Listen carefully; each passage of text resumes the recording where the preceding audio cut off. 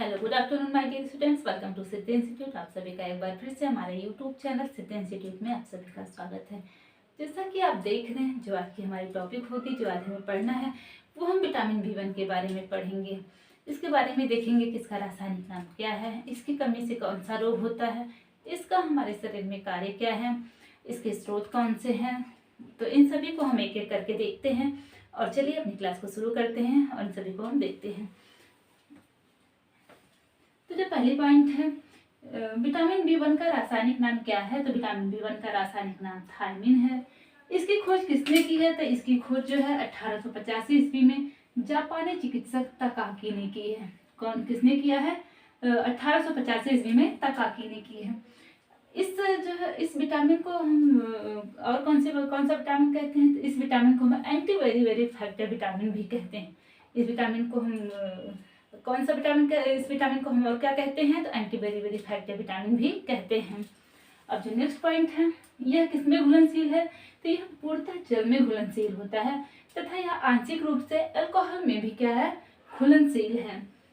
यदि इसे हम 120 डिग्री पर 30 मिनट तक गर्म 120 डिग्री सेल्सियस पर 30 मिनट तक गर्म किया जाए तो यह क्या होता है, यह पूर्णतः नष्ट हो जाता है।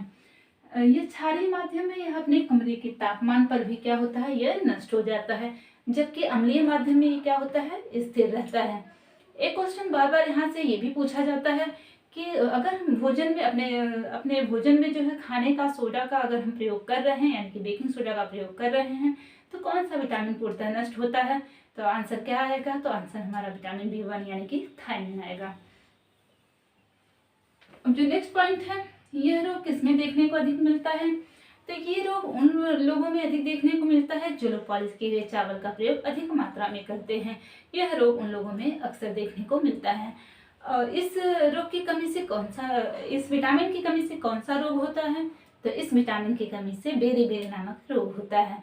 बेरी-बेरी नामक रोग को हम 3 भागों में बांटते हैं, उनको भी हम देखते हैं। इससे पहले हम देखते हैं कि थायमिन का हमारे शरीर में कार्य क्या है। थायमिन के कार्यों को हम देखते हैं। तो जो इसका पहला कार्य क्या है, वृद्धि में सहायक। जितने भी विटामिन होते हैं वो क्या होते हैं, वो हमारे शारीरिक वृद्धि तथा विकास में सहायता प्रदान करते हैं। और जो नेक्स्ट पॉइंट है, कार्बोज के चयापचय में सहायक है। यानी कि चयापचय क्या होता है। तो चयापचय यानी कि मेटाबॉलिज्म शरीर में भोज्य पदार्थों के टूटने तथा नए पदार्थों के निर्माण की प्रक्रिया को सम्मिलित रूप से हम क्या, मेटाबॉलिज्म यानी कि चयापचय कहते हैं।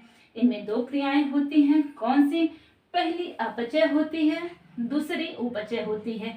अपचय यानी कि कैटाबॉलिज्म, उपचय यानी एनाबॉलिज्म।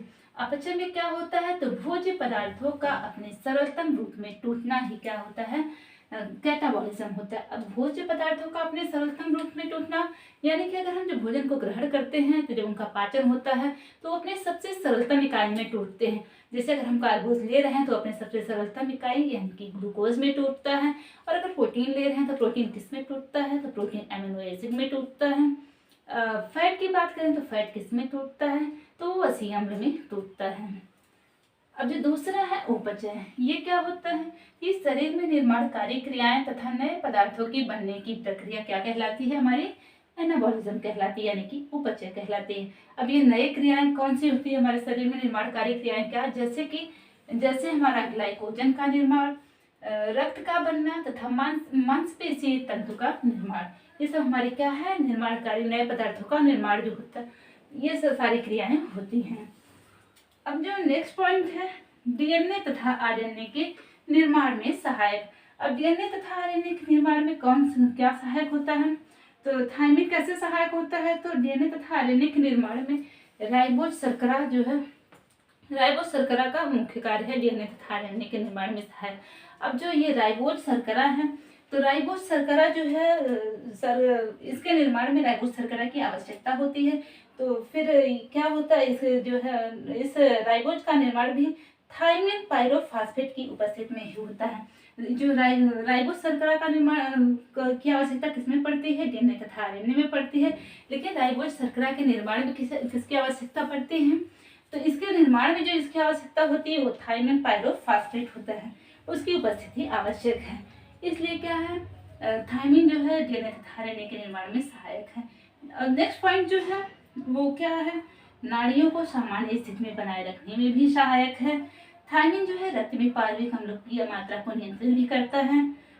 थायमिन पाचन क्रिया में सहायता प्रदान करता है। ये तो इसके कार्यों को हमने देख लिया। अब हम देखते हैं कि थायमिन की कमी यानी कि इसके सिम्टम्स कौन कौन से हैं। अगर इसकी कमी होती है तो हमारे शरीर के अंदर कौन कौन से लक्षण दिखाई देते हैं। तो इसकी जो कमी होती है तो हमारे अंदर जो सिम्टम्स दिखाई देते हैं, पहला क्या है, तो पहला भूख न लगना। पहला क्या है, पहला भूख न लगना, पाचन प्रणाली का गड़बड़ होना, सिर दर्द, कार्य में अरुचि, स्मरण शक्ति का क्षीण होना, शरीर के विभिन्न अंगों में पानी भर जाना आदि, ये सब लक्षण क्या होते हैं, थायमिन की कमी के ये सब सिम्टम्स हैं। अब हम देखते हैं कि बेरी-बेरी रोग जो है, थायमिन की कमी से बेरी-बेरी रोग होता है। तो ये बेरी-बेरी रोग कितने प्रकार के होते हैं, तो ये बेरी-बेरी रोग 3 प्रकार के होते हैं। पहला कौन सा है, तो पहला शुष्क बेरी-बेरी यानी कि ड्राई बेरी-बेरी, दूसरा आर्द्र है यानी कि वेट बेरी-बेरी, तीसरा क्या है, तो बाल बेरी-बेरी यानी कि इन्फेंटाइल बेरी-बेरी रोग होता है। ये किसमें बाल बेरी-बेरी रोग ये किसमें देखने को मिलता है, तो ये नाम से ही आपको पता चल रहा है कि ये रोग बच्चों में देखने को मिलता है। जबकि ये ड्राई बेरी-बेरी तथा वेट बेरी-बेरी रोग किसमें होता है, तो ये वयस्कों में होता है। किसमें होता है, तो ये रोग वयस्कों में होता है। अब अगर बाल बेरी-बेरी रोग की बात करें तो इसको भी हमने 2 वर्गों में बांटा है। पहला कौन सा है, तो पहला जो है कार्डियोवास्कुलर टाइप है और दूसरा क्या है, तो दूसरा नेफ्रिटिक टाइप है। अगर हम कार्डियोवास्कुलर टाइप की बात करें तो ये कितने मंथ के बच्चों में देखने को मिलता है, तो ये 2 से 4 मंथ के बच्चों में देखने को मिलता है। तो उनमें ये रोग कैसे होता है इसको भी हम देखते हैं। जो माताएं स्तनपान कराने वाली जो माताएं होती है, अगर उनके आहार में विटामिन B1 यानी कि थायमिन की कमी होती है तो स्तनपान करने वाले शिशुओं में भी यह रोग देखने को मिलता है। दूसरा देख लें, दूसरा न्यूरेटिक टाइप है। यह कितने मंथ के बच्चों में देखने को मिलता है, तो यह रोग 8 से 10 मंथ के बच्चों में 8 से 10 माह के बच्चों में देखने को मिलता है। अब अगर हम इसके यहाँ से एक और क्वेश्चन बनता है कि वार्निक-कॉर्साकॉफ सिंड्रोम यह रोग किसमें देखने को मिलता है तथा इसकी खोज किसने की है, तो यह रोग जो है देखने को मिलता है जो लोग शराब का सेवन अधिक मात्रा में करते हैं तथा जो लोग शराब के आदी होते हैं उन लोगों में यह रोग देखने को मिलता है। इसकी खोज किसने की है, तो इस सिंड्रोम का पता सर्वप्रथम 1981 में वार्निक नामक चिकित्सक ने लगाया था और उन्हीं के नाम पर इस रोग का नाम क्या पड़ा, वार्निक-कॉर्साकॉफ सिंड्रोम। ये तो इसके बारे में हम देख लिए।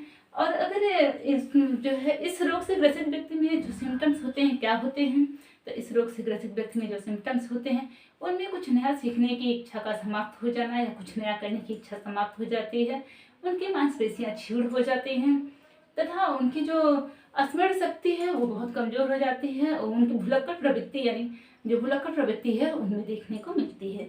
तो हमने इसको देख लिया। अब जो देखते हैं हम स्रोत की बात करते हैं, तो थायमिन के स्रोत कौन कौन से हैं। अगर हम स्रोत की बात करें तो जो शुष्क खमीर, साबुत अनाज, हरा चना, हरी मटर, हरी सब्जियां, साबुत दालें थायमिन प्राप्ति के सर्वोत्कृष्ट स्रोत हैं। अगर इनको हम अपने भोजन में इनका प्रयोग करते हैं तो विटामिन B1 की कमी हमें दिखने को नहीं मिलेगी। तो हमने यहाँ तक देख लिया। अब इसको हम एक बार ऊपर फिर से देखते हैं कि कौन कौन से क्वेश्चन कहाँ से ज़्यादा बनते हैं। तो पहला क्वेश्चन जो बनता है कि विटामिन B1 का रासायनिक नाम क्या है, तो उसका रासायनिक नाम क्या है, थायमिन है। और इसकी कमी से कौन सा रोग होता है, तो इसकी कमी से बेरी-बेरी नामक रोग होता है। इसको हम 3 भागों में बांटते हैं। कौन कौन सा, इसके 3 प्रकार हैं। पहला आर्द्र बेरी-बेरी, दूसरा शुष्क तथा तीसरा बाल बेरी-बेरी रोग।